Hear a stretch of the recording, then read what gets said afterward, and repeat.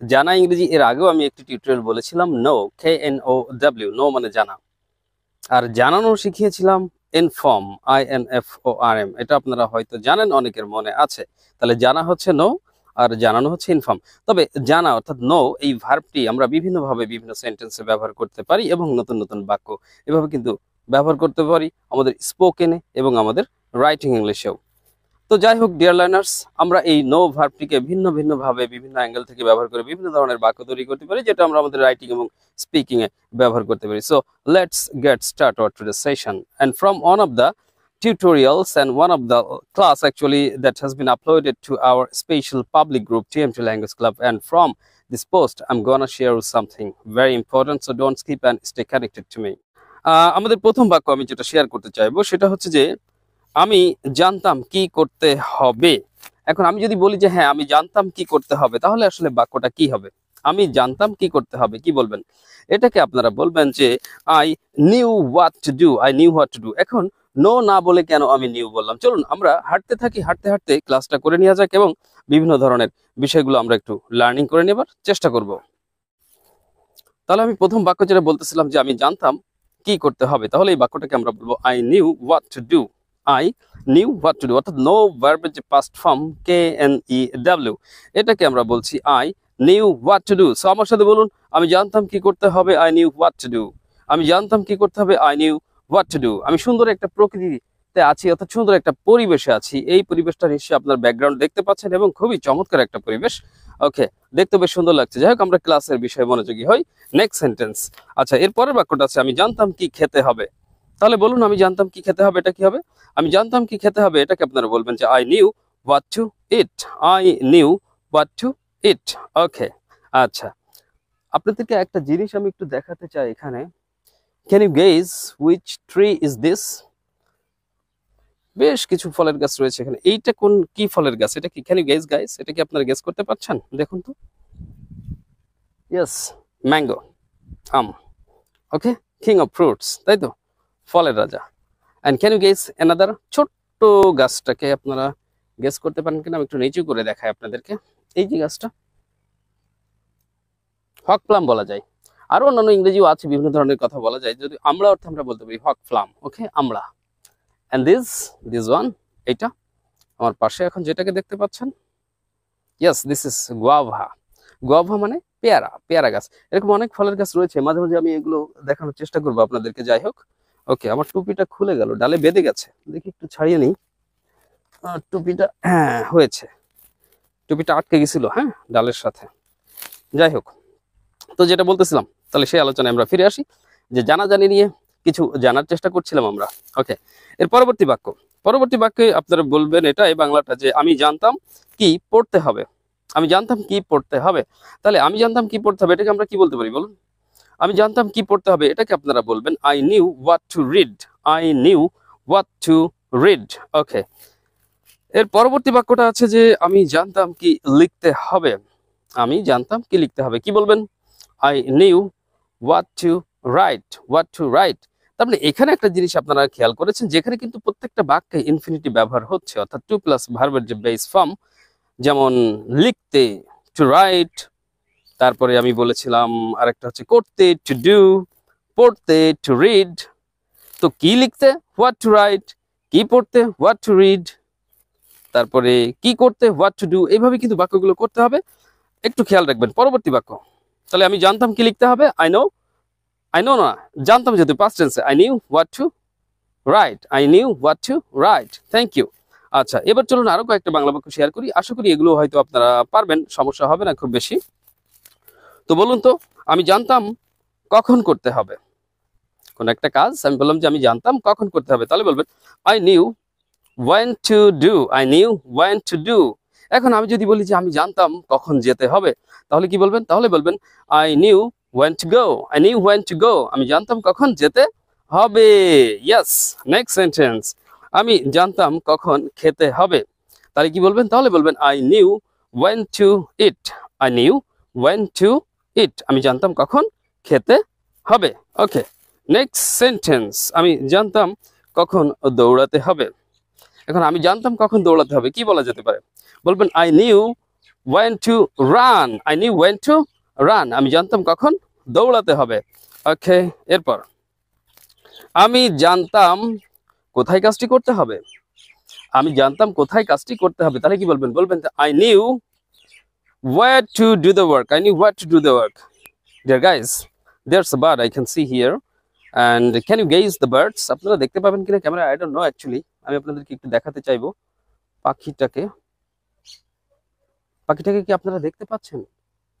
ও যে আমার আমার এই যে আমার এই হাতের সাইডে দেখেন ছোট্ট একটা পাখি দেখা যাচ্ছে। আমি দেখাতে পারি কিনা দেখেন তো। Can you guess which bird is this? এগুলো আসলে ন্যাচারাল এনভায়রনমেন্টে না আসলে এগুলো দেখা যায় না। এটাকে বলা হচ্ছে ওই যে ছোট্ট ছোট ওই যে দেখেন দেখেন আপনারা দেখতে পাচ্ছেন এখন। হ্যাঁ, জুম করে দেখালে ভালো হতো। যাই হোক, এটাকে কিন্তু দোয়েল পাখি বলা হয়, দোয়েল পাখি। আচ্ছা, ক্যান ইউ সে এই যে দোয়েল পাখি আমরা কি হিসেবে পরিচিত আমাদের কাছে? What's the national bird of our country?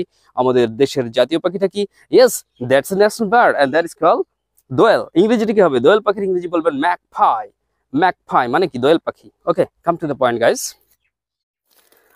তাহলে যেটা বলতেছিলাম, আমি জানতাম কখন কাজটি করতে হবে। I knew when to do the work. I knew when to do the. আমি আরো অনেক পাখি দেখতে পাচ্ছি এখানে, but actually I don't know the name of all birds here. কিছু নতুন নতুন পাখি দেখছি, ছোট ছোট আকৃতির, বিভিন্ন কালারের, different colours, but I don't know actually all the names. Anyway, sorry our learners, যেটা বলতেছিলাম যে আমি জানতাম কোথায় কাজটি করতে হবে, তাহলে বলবো I knew where two do the work. I knew where two do the work. এখন আমি যদি বলি যে আমি জানতাম কোথায় খেতে হবে, তাহলে কি বলবেন? আই নিউ ওয়্যার টু ইট। আমি জানতাম কোথায় খেতে হবে। I know wire to eat. ওকে, পরবর্তী বাক্যটা আছে আমি জানতাম কোথায় পড়তে হবে, তাহলে কি বলবেন? I knew where to read. I knew where to read. Okay, তাহলে আর আমি জানতাম কোথায় খেতে হবে। I knew where to eat. I knew where to eat. এটা গেল পরবর্তী বাক্য। আমি জানতাম কোথায় লিখতে হবে। I knew where to write. I knew where to write বলবেন। ওকে, এর পরবর্তী যেটা আছে বলবেন আমি জানতাম কেন কাজটি করতে হবে, তাহলে কি বলবেন? তাহলে বলবেন I knew why to do the work.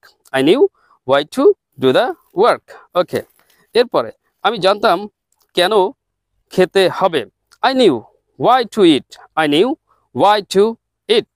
Okay, and the next one, আমি জানতাম, পরবর্তী বাংলা বাক্যটা, আমি জানতাম কিভাবে এটি খেতে হবে।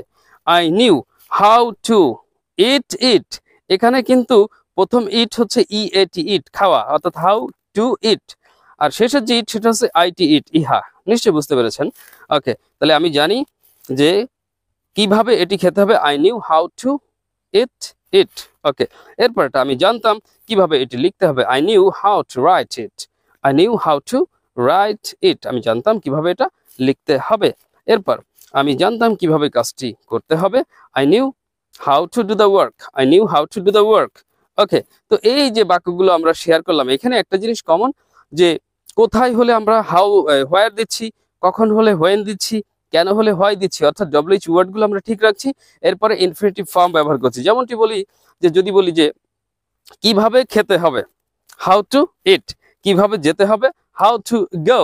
কিভাবে লিখতে হবে, হাউ টু রাইট। কিভাবে পড়তে হবে, হাউ টু রিড। কিভাবে বলতে হবে, হাউ টু সে। কিভাবে দৌড়াতে হবে, হাউ টু রান। কিভাবে হাঁটতে হবে, how to walk.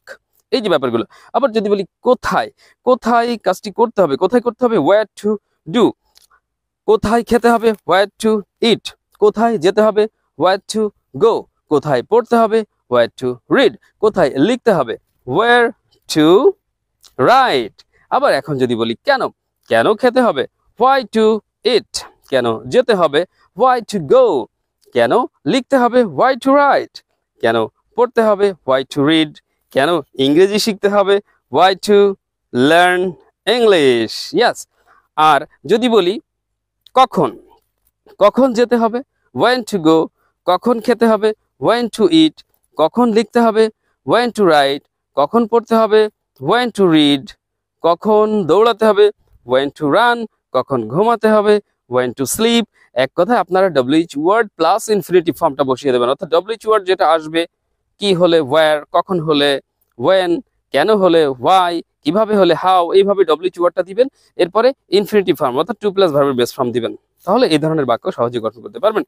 So dear learners, বেশ কিছু জিনিস আপনাদের সাথে শেয়ার করলাম, সেই সাথে প্র্যাকটিক্যাল কিছু এনভায়রনমেন্ট আমরা দেখছিলাম, আমরা বোঝার চেষ্টা করছিলাম, এবং এইভাবে মোটামুটি আমরা বেশ কিছু জিনিসই তোমাদের শিখে গেলাম। সো যদি এই প্র্যাকটিক্যাল এনভায়রনমেন্টের এই টিউটোরিয়ালটা আপনাদের মোটামুটি ভালো লেগে থাকে, তাহলে please don't forget to press the like button, and if you're new in this platform, please don't forget to subscribe our channel. Inshallah, you will be more benefited if you watch our channel regularly and if you practice accordingly. So always you should remember that at this age, I mean at this time, now it's the age of technology. Yes, so at present there's no alternative to learn English. So be careful, try to learn smart English for your better career and learn English for your overall development, and may Allah grant us all. So dear learners, আপাতত এখানে বিদায় নিচ্ছি। সবাই অনেক অনেক ভালো থাকবেন, সুস্থ থাকবেন। কথা হবে নতুন কোনো টিউটোরিয়ালে। Until then, আল্লাহ হাফেজ, আসসালামু আলাইকুম রাহমাতুল্লাহ। Have a lovely time.